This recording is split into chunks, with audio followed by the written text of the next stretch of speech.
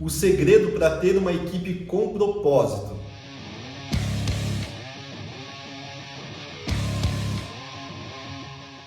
Bem-vindos à aula de hoje, muito feliz que você está aqui no meu canal, quero te pedir para dar o joinha aí caso você goste do vídeo e também se inscrever no canal. E lembrando que meu grande parceiro Brian Quirino é a pessoa responsável aqui pela edição e faz um baita de um trabalho. Mas vamos lá, uma equipe com propósito. Primeiro, vamos entender esse conceito, né? O que é uma equipe com propósito? Uma equipe com propósito é quando o meu time, ela sabe aonde a nossa jornada está nos levando, onde a empresa quer chegar, onde essa minha equipe comercial quer ter resultados, o que tipo de escala que ela quer ter, qual que é o objetivo final da nossa empresa, o que se a gente conseguir alcançar vai nos deixar muito realizados na empresa como um todo. Então a gente trabalha com um propósito um pouco mais amplo quando a gente fala dessa maneira. E quando eu quero trabalhar uma equipe com um propósito, isso quer dizer que eu vou precisar que as pessoas se envolvam mais.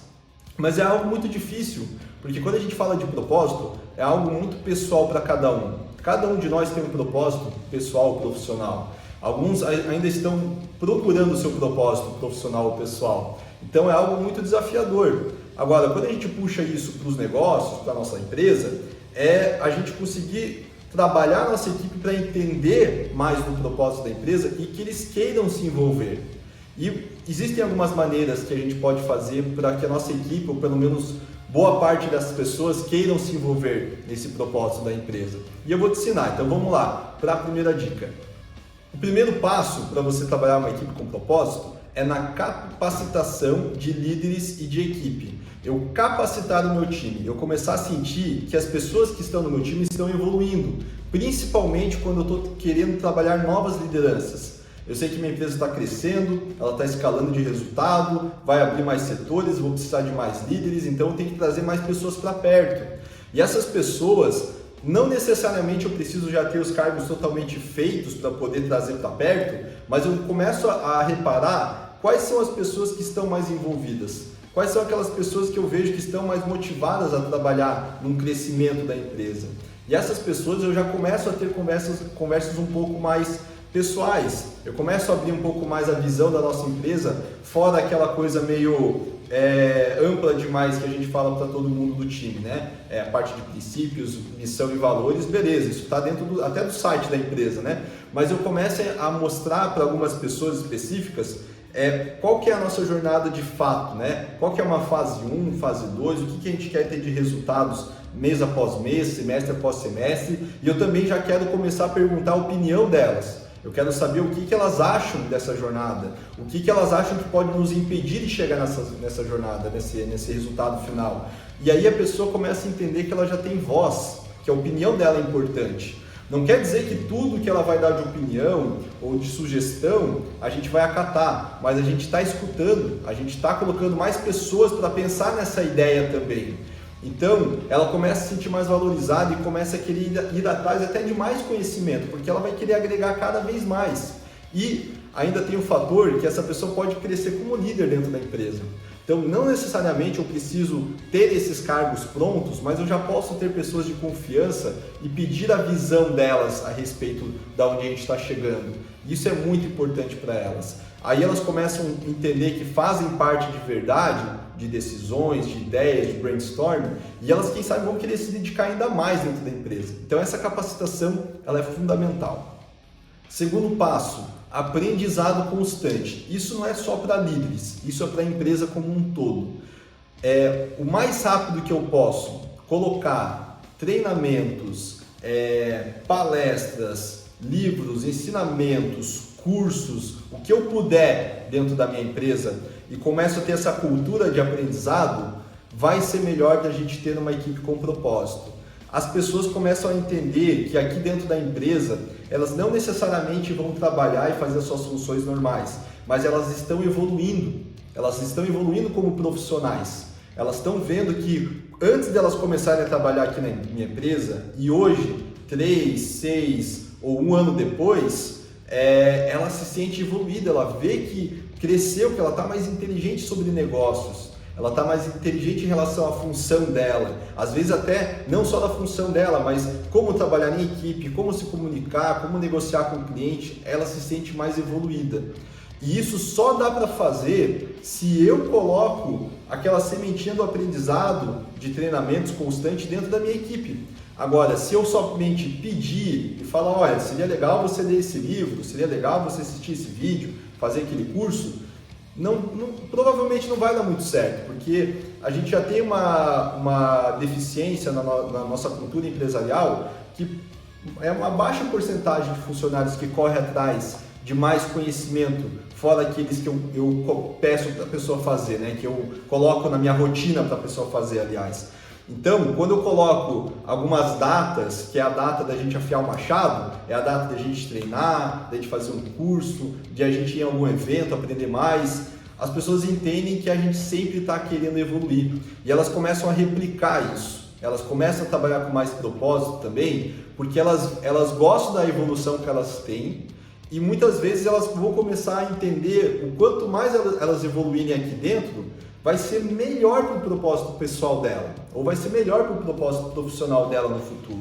Independente se ela está aqui na minha empresa somente para poder ter esse conhecimento, entregar resultado por um bom tempo, e um dia ela quer trabalhar para uma empresa muito maior que a minha, para mim está tudo certo, porque ela aprendeu tanto comigo que ela realmente merece voar voos mais altos, a não ser que eu não possa dar isso para ela aqui dentro, né? Então a gente tem que pensar muito sobre isso, mas sempre temos que ter essa cultura de aprendizados constantes, principalmente quem é líder. Então, quem é líder sim está estudando, sim está lendo livros, estudando mais sobre o meu mercado, meu nicho, porque isso acaba se replicando no time inteiro.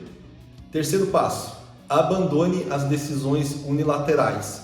Isso parece um pouco radical, mas não precisa ser tão radical assim, mas eu gostei dessa frase, né? Abandone decisões unilaterais. O que acontece? Tem muito gestor de empresa que, no fundo, acha que é o dono da verdade. Até pede opinião de algumas coisas mais específicas, mas nas decisões de escala da empresa, acaba tendo uma visão muito única. E, ok, caso você nunca esteja perto de pessoas que também tenham conhecimento. Ok, se você construiu a tua empresa sozinho ou sozinha e você nunca esteve cercado de pessoas que também têm experiência, aprendizado, que têm visão sobre negócios também. Agora, a partir do momento que você tem uma empresa com bons líderes e boas pessoas de confiança, eu posso colocar elas para me ajudar a decidir questões importantes. Eu posso pedir a opinião delas, eu posso pedir mais do que ideias. Eu posso, às vezes, ter 100% absoluta de certeza sobre uma decisão, mas posso colocar 2 ou 3 pessoas para pensar comigo junto disso, até para ver se realmente isso é uma decisão de 100%, ou quem sabe alguém me traz um outro ponto de vista. E aí tudo bem, às vezes eu não vou concordar com outro ponto de vista e vou tomar minha decisão sozinho e tá ok, mas pelo menos eu dei a margem para ver se eu tive um outro ponto de vista. Então, às vezes a gente tem que ter uma visão de entender que pode ter pessoas que têm uma inteligência diferente da nossa, uma visão diferente da nossa, e que vai nos ajudar em decisões importantes. Isso é muito legal, porque a gente se surpreende. Eu já fui muito surpreendido de dar voz para pessoas da minha equipe, e a pessoa que eu não imaginava veio com uma estratégia muito interessante que escalou muito o meu negócio. Então, isso eu não conseguiria ter feito se eu não tivesse dado voz, se eu não tivesse colocado ela em momentos de decisões. Então, isso faz a pessoa se sentir importante dentro da empresa e ver que ela está ajudando a empresa a crescer de verdade, não apenas no seu horário de trabalho, na sua carga horária, de acordo com a sua criatividade, de acordo com a sua inteligência, de acordo com os seus estudos.